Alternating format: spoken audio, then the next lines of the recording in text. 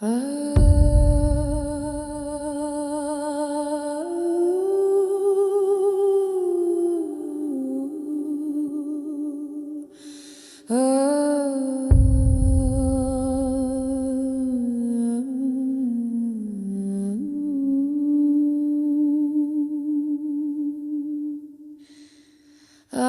now the serpent was more subtle than any beast of the field which the Lord God had made. And he said unto the woman, Yea, hath God said, Ye shall not eat of every tree of the garden. And the woman said unto the serpent, We may eat of the fruit of the trees of the garden, but of the fruit of the tree which is in the midst of the garden, God hath said, Ye shall not eat of it, neither shall ye touch it, lest ye die.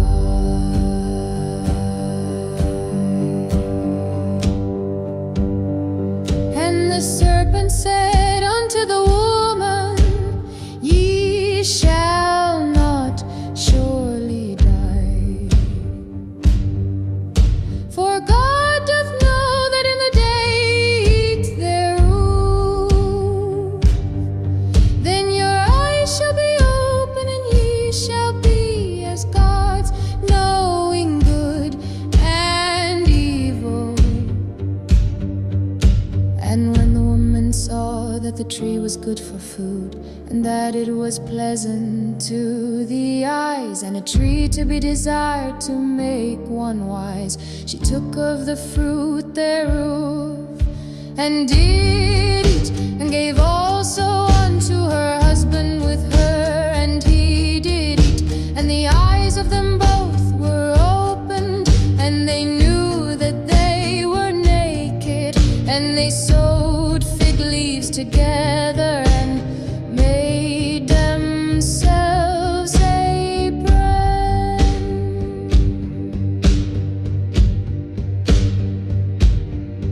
And they heard the voice of the Lord God walking in the garden in the cool of the day.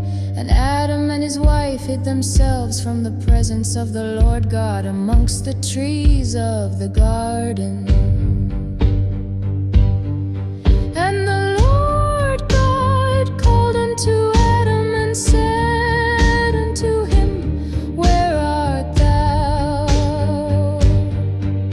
And he said, I heard thy voice in the garden, and I was afraid, because I was naked, and I hid myself.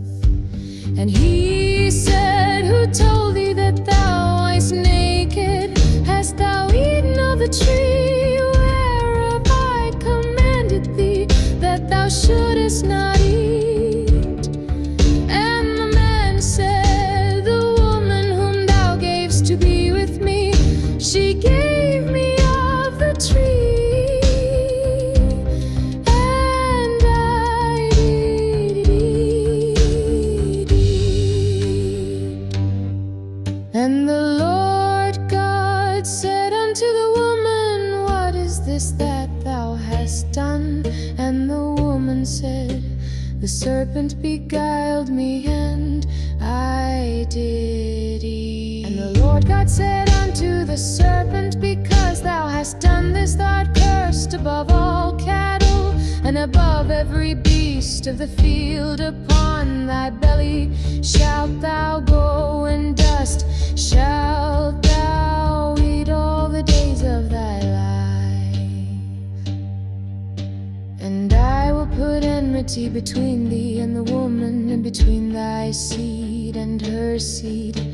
It shall bruise thy head, and thou shalt bruise his heel. Unto the woman he said, I will greatly multiply thy sorrow and thy conception. In sorrow thou shalt bring forth children, and thy desire shall be to thy husband, and he shall rule over thee. And unto Adam he said, because thou hast hearkened unto the voice of thy wife, and hast eaten of the tree of which I commanded thee, saying, thou shalt not eat of it, cursed is the ground for thy sake, in sorrow shalt thou eat of it all the days of thy life. Thorns also and thistles shall it bring forth to thee, and thou shalt eat the herb of the field. In the sweat of thy face shalt thou eat bread, till thou return unto the ground, for out of it wast thou taken. For dust thou art, and unto dust shalt thou return. And Adam called his wife's name Eve, because she was the mother of all living. Unto Adam also and to his wife did the Lord God make coats of skins, and clothe them.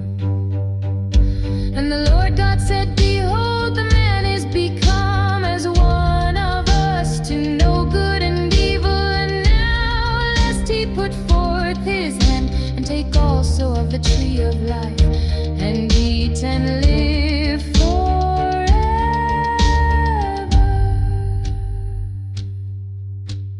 Therefore the Lord God sent him forth from the Garden of Eden, to till the ground from whence he was taken.